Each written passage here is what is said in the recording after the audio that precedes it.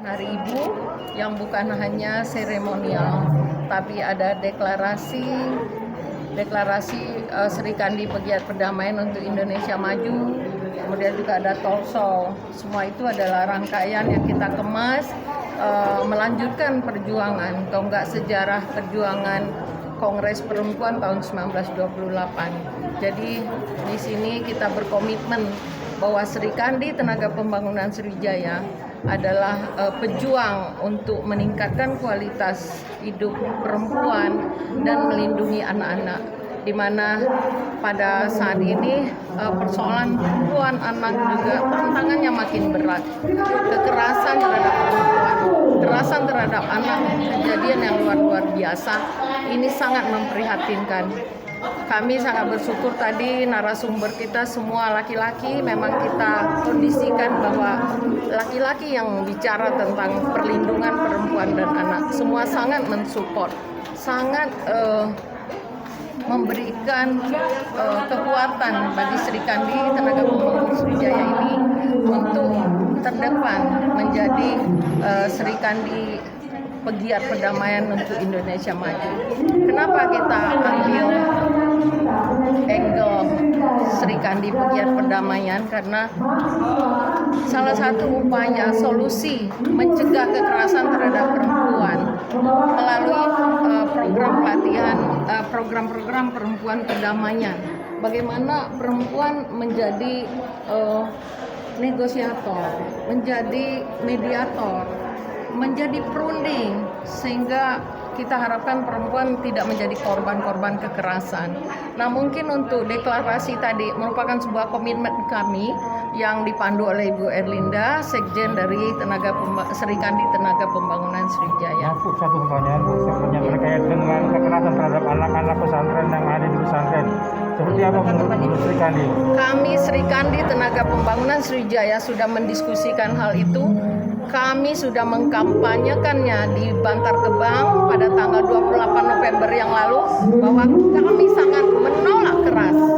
Kami harapkan hukuman berlapis bagi pelaku dan bila perlu hukuman mati, karena sudah sangat keterlaluan pelaku melakukan pemaksaan, perkosaan, kemudian melakukan eksploitasi anak-anak yang dilahirkan, dieksploitasi. Itu sangat menyayat hati kami. Kami tidak terima dengan munculnya sekarang segala persoalan, malah di dunia pendidikan yang harusnya mereka melindungi, mereka harusnya sebagai pelindung, maka wajar kalau hukuman itu ditambah lagi sepertiga, karena mereka yang harusnya melindungi malah melakukan kekerasan. Kami juga mendukung semua program pemerintah. Kami bersama pemerintah untuk mencegah, menurunkan semua kekerasan terhadap perempuan dan anak di negeri tercinta ini. Izin menambahkan bahwa karena di Sri Kandi Tenaga Pembangunan Sriwijaya, Ibu Ketum adalah purna dari Kementerian Pemberdayaan Perempuan dan Perlindungan Anak, sementara saya masih aktif di kantor staf presiden sebagai tenaga profesional, sebagai staf ahli presiden, sehingga kami mempunyai tanggung jawab melalui Sri Kandi ini. Saya mengadvokasi bersama kementerian lembaga untuk bisa menjatuhkan melalui penegak hukum untuk menjatuhkan hukuman tambahan, yaitu kebiri dan pemasangan chip. Dan kedua, Sri Kandi Tenaga Pembangunan Sriwijaya juga melakukan advokasi terkait agar di tahun 2022 di sidang paripurna rancangan undang-undang tindak kekerasan seksual itu segera disahkan, sehingga itu langkah-langkah yang dilakukan oleh Sri Kandi Tenaga Pembangunan Sriwijaya, termasuk juga bersama dengan kementerian lembaga dan organisasi kami turun untuk mendampingi. Tapi walaupun kami bukan mendampingi secara utuh, namun kami memberikan dukungan karena kita memohon, kami bekerja sama dengan stakeholder yang di bawah, sehingga seperti yang sudah disampaikan Ibu Ketum, kami sebagai penjembatan. Tapi next kami akan menjadikan diri kami, mendedikasikan untuk sebagai bagian dari bisnis proses yang sedang berlanjut. Gitu. Nah, terkait deklarasi,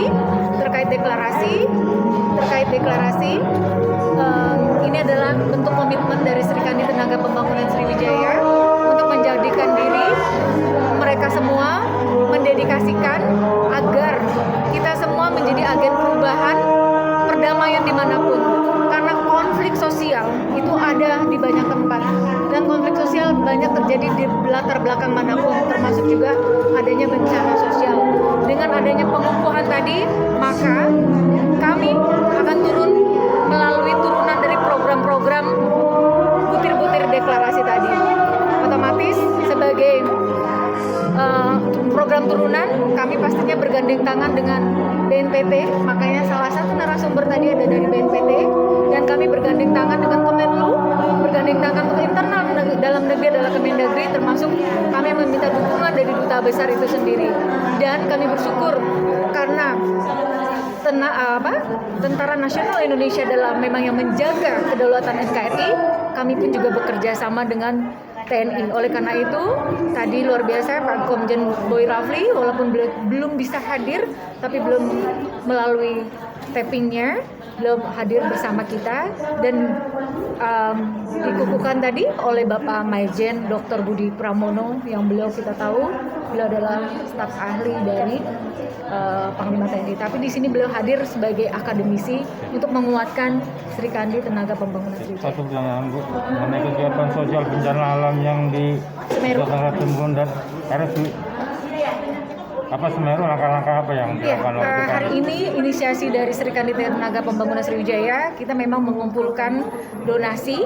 Kami tidak mengumpulkan hanya dana, tapi juga sumbangan-sumbangan yang lainnya, termasuk juga kami sekarang akan melihat, meninjau, merekrut siapa-siapa saja yang kiranya akan terjun langsung menjadi volunteer untuk hal tersebut. Karena Sri Kandi pegiat perdamaian bukan hanya untuk tadi mediator, fasilitator maupun sebagai pelopor, tapi juga kita bagian dari yang menguatkan mereka-mereka yang terkena bencana, karena tadi bencana rentan terhadap konflik-konflik sosial. Harapan ke depan ini kan di Hari Ibu, harapan ke depan untuk wanita-wanita. Iya, harapannya bahwa peringatan Hari Ibu bukanlah peringatan di mana Hari Ibu harus menjadi penanggung jawab sebagai perempuan, bukan. Tapi peringatan Hari Ibu sebagai tonggak perjuangan perempuan untuk melakukan yang terbaik buat bangsa dan negara, melakukan memberikan pemenuhan hak kepada perempuan-perempuan yang memang mereka harus gender equality-nya ada. Oleh karena itu, kami di sini mengkampanyekan bersama Ibu Ketum dan seluruh anggota seluruh Sri Kandi untuk bagaimana langkah-langkah langkah-langkah program itu bersama kementerian lembaga dan pastinya LSM, NGO dan elemen masyarakat termasuk akademisi dan profesi.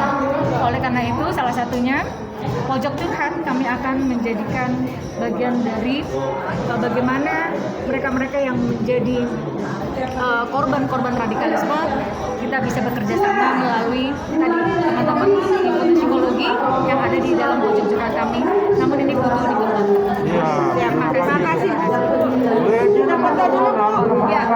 Minta nomor teleponnya sebagai Sri Kandi Tenaga Pembangunan Sriwijaya, Sekjen Sri Kandi, Sekretaris Jenderal Sri Kandi Tenaga Pembangunan Sriwijaya, Erlinda MPD. Nomor